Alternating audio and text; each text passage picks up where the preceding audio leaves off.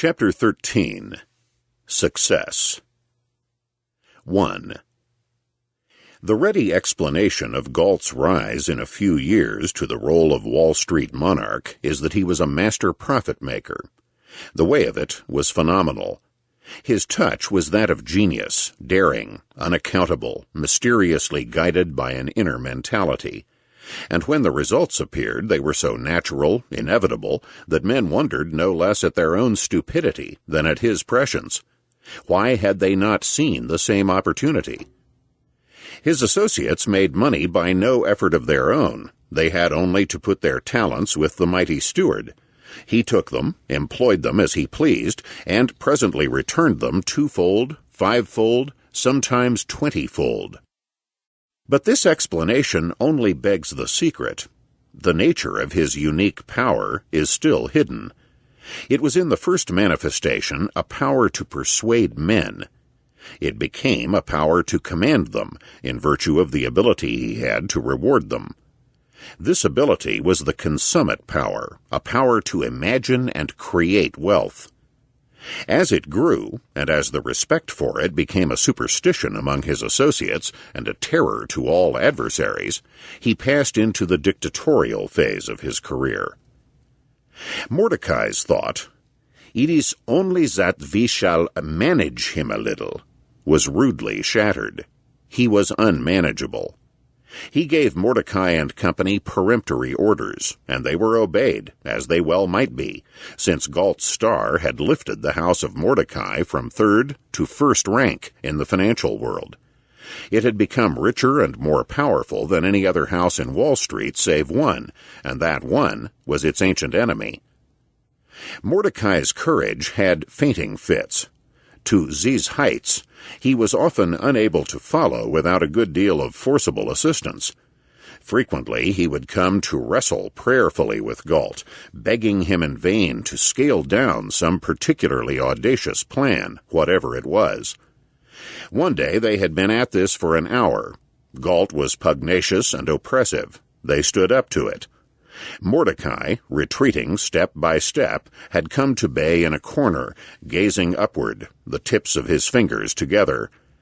Galt was passing to and fro in front of him, laying down his will, stopping now and then to emphasize the point by shaking his fist under Mordecai's nose. Just then the boy from the reception room came to my desk with the name of Horace Potter. That was awkward.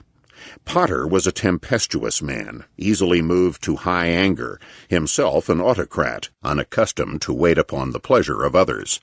He was personally one of Galt's most powerful supporters, and brought to him besides the whole strength of the puissant oil crowd, which controlled at that time more available wealth than any other group in Wall Street. It was an unusual concession for him to call upon anyone. People always came to him. And there he was outside, waiting. He had come to keep a definite appointment. There was no excuse. I tried to tell Galt, but he waved me away fiercely. "Don't bother me now, Coxey." 5 minutes passed. Of a sudden, Potter bolted in. "What is this?" he roared. "Am I one to cool my heels in your outer office?" Galt turned round and stared at him, blankly at first, and then with blazing anger. "How did you get in here?" he asked. "By God, I walked in," said Potter. "Then by God, walk out again," said Galt, turning his back. I followed him out, thinking to find some mollifying word to say. He was unapproachable. The reception room was empty but for Potter and the friend he had with him, an important banker who was to have been presented to Galt in a special way. They talked with no heed to me. "He's in one of his damned tantrums," said Potter. "We'll have to chuck it or try again." The other man got very red. "Why do you stand it?" he asked. "You." "I'll tell you why," said Potter. "We make more with him than with any other man who ever handled our money. That's a very good reason." "I couldn't help it," I said to Galt afterward. "All right," he said. "He won't do it again." He never did. And so, one by one, they learned to take him as he was, to swallow their pride and submit to his moods, all for the same reason. He had the power to make them rich, richer, richest. A meeting of the board of directors became a perfunctory formality, serving only to verify and approve Galt's acts for purposes of record. On his own responsibility, he committed the company to policies, investments, vast undertakings, and informed the board later. Success was his whole justification. If once that failed him, his authority would collapse instantly. In a rare moment of self-inspection, after one of his darling visions had come true, he said, "After all, Coxey, it's the Lord makes the tide rise. We don't control it. We only ride it." It was an amazing tide. Never was one like it before. It floated old hulks that had been lying helpless and bankrupt on the sands for years, and when men began to say it was high enough, that it was time to prepare for the ebb, Galt said it was yet beginning. On the day Great Midwestern stock sold at $100 a share, par, he said to Mordecai, "That's nothing. It will sell at $200. Buy me 20,000 shares at this price."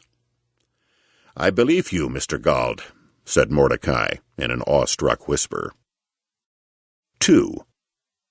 Proceeds of the incessant enormous issues of new securities had been invested first in the reconstruction of the Great Midwestern itself, and then in the shares of other railroads, beginning with the Orient and Pacific. That was the first of a series of transactions.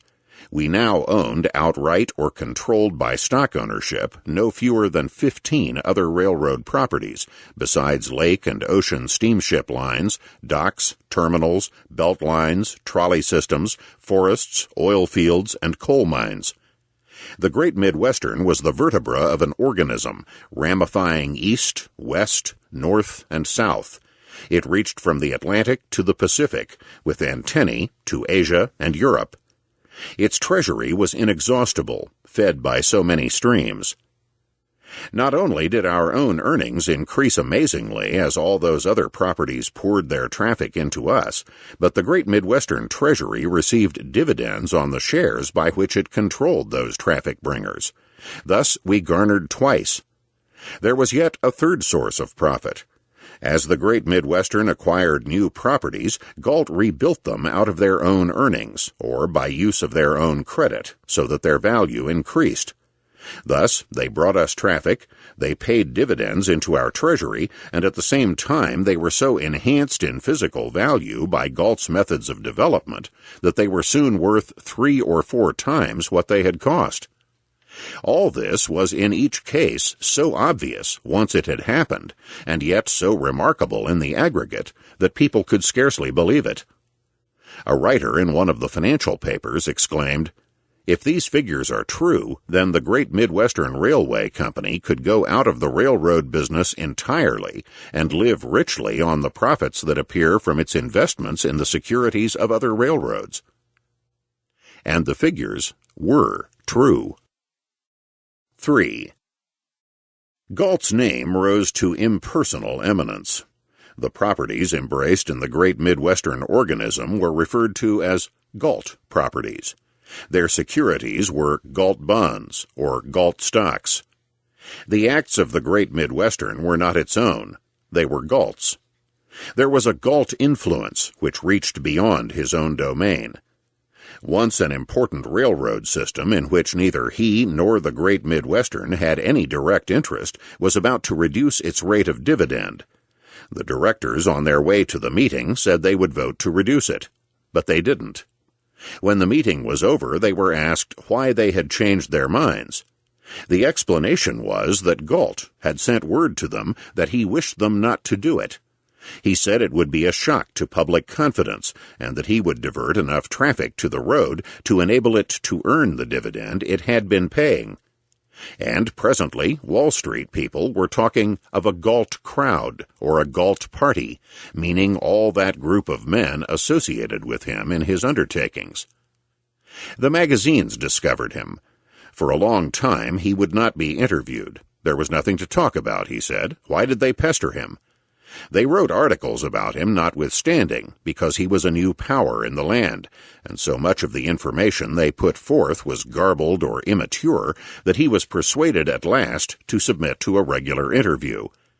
The writer assigned to the task was at that time a famous interviewer. He came one evening to the house by appointment and waited in the great drawing-room. I was with him, giving him some advice, when Galt came in, wearing slippers the heels of which slapped the floor at every step. He sat in a large chair, crouched himself, stared for a full minute at the interviewer through large shell spectacles, justifying, I afterward remembered, the interviewer's impression of him as a huge, predatory, not unfriendly spider. Suddenly he spoke, saying, "Ain't you ashamed to be in this business?" "Everybody has something to be ashamed of," said the interviewer. "What are you ashamed of?" That pleased Galt. He loved a straight hit on the nose, and it turned out to be a very successful interview. What the public knew about him was already enough to dazzle the imagination. What it didn't know, not yet at least, was more surprising. His private fortune became so great that he was obliged to think what to do with it. Unerringly, he employed it in means to greater power. Hitherto he had relied mainly upon the support of individuals and groups of men who put their money with him. Now he began on his own account to buy heavily into financial institutions, and before anybody knew what he was doing, he had got working control of several great reservoirs of liquid capital, such as chartered banks and insurance companies. The use of this was that he could influence them to invest their funds in the securities of the great Midwestern and its collateral properties. That made it easier for him to sell the new stocks and bonds which he was endlessly creating to provide money for his projects. His passion to build burned higher and higher. Any spectacle of construction fascinated him. We stood for an hour one morning at the corner of Broadway and Exchange Place, watching a new way of putting down the foundation for a steel building. Wooden caissons were sunk in the ground by a pneumatic principle to a great depth, and then filled with concrete. The building was to be 20 stories high. "Have you noticed," I asked him, "how the skyline of New York has changed since steel construction began? If you haven't seen it from down the bay or across the river for several years, you wouldn't know it." "I haven't," he said. "Yes, of course, it must be so." An hour later, in the office, he called me to the window. "See that handful of old brick rookeries down here? Fine place to build. Let's do something for your skyline." In his mind's eye was the mirage of a skyscraper 30 stories tall, with the great Midwestern's executive offices luxuriously established on the top floors. A year later, it was there, and we were there. Most men are superstitious about leaving the environment in which success has been bearded and made docile. Was he? I never quite knew. All this time we had remained in those dark, awkward old offices with their funny walnut furniture. Not a desk had been changed. A new rug was bought for the president's room when Valentine left and Galt moved in, and Harbinger, restored to the room Galt had moved him out of, asked for some new linoleum on the floor. Nothing else had been done to improve our quarters. Where Caesar sits, there his empire is. What he sits on does not matter at all. His last act in this setting was dramatic. Word came one Saturday morning that the demonic Missouri River was on a wild rampage, with a sudden mind to change its way. 3 towns that lay in its path were waiting helplessly to be devoured, and there was no telling what would happen after that. The government's engineers were frantic, calling for help, with no idea where it was to come from.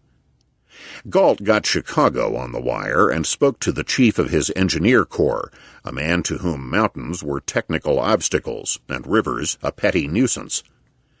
"The Missouri River is cavorting around again," said Galt. "Now listen. Yes, take everything we've got, men, materials, and equipment. Hello? Anything you need, including the right-of-way. I don't care what it costs, but put a ring in her nose and lead her back to her trough. This order is unlimited. It takes precedence over mail, business, and acts of providence. Go like hell. Hello? That's all." Then he walked out for the last time and never once looked back. On Monday morning, he walked into our ornate new offices without appearing to notice them. He was impatient for something that should be on his desk. It was there, a message from the engineer. "We'll have her stopped by 6 p.m. Monday. Get her back to bed in a few days." It was a memorable feat, a triumph of daring and skill, and cost the great Midwestern several millions of dollars. 4. At about this time, quite accidentally, there shaped in his thoughts that ultimate project, which lies somewhere near the heart of every instinctive builder. One evening at dinner, Natalie said, "I wonder why we have no country place. Everyone else has." Galt stopped eating and looked at her slowly. "Why, of course. That's it," he said.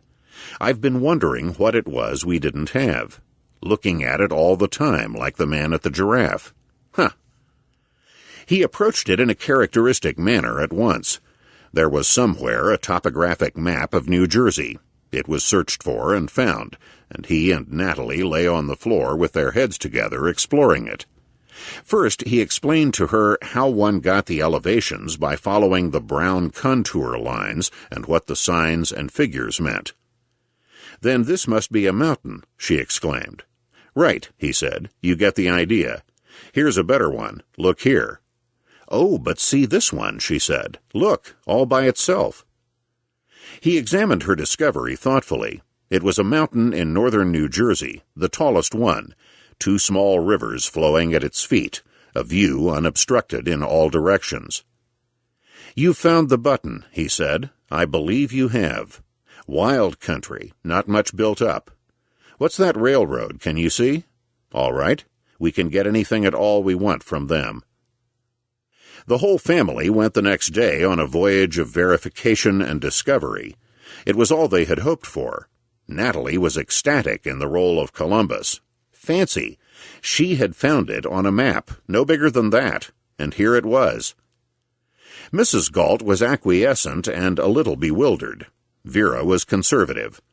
They imagined a large house on top of the mountain with a road up, more or less following the trail they had ascended to get the view, which took the breath out of you, Natalie said. You could see the Hudson River for many miles up, New York City, the Catskills possibly on a very clear day, most of the world, in fact. Mrs. Galt and Vera perceived the difficulties and had no sense of how they were to be overcome. Galt imagined an estate of 50,000 acres, of which this mountain should be the paramount feature, miles of concrete roads, a power dam and electric light plant large enough to serve a town, a branch railroad to the base of the mountain, a private station to be named Galt, and finally, the most impossible thing he could conceive, a swift electric elevator up the mountain. The business of acquiring the land began at once. The mountain itself was easy to buy. Many old farm holders in the valley were obstinate, but he got the heart of what he wanted to begin with. The rest would come in time, and construction plans of great magnitude were soon under way. The house in Fifth Avenue was, in one sense, a failure. It had not reduced Mrs. Valentine. It only made her worse. The social feud was unending. Well, now he would show them a country place. And this, though he knew it not, was to be his castle on a hill, inaccessible and grand, a place of refuge, the feudal, immemorial symbol of power and conquest.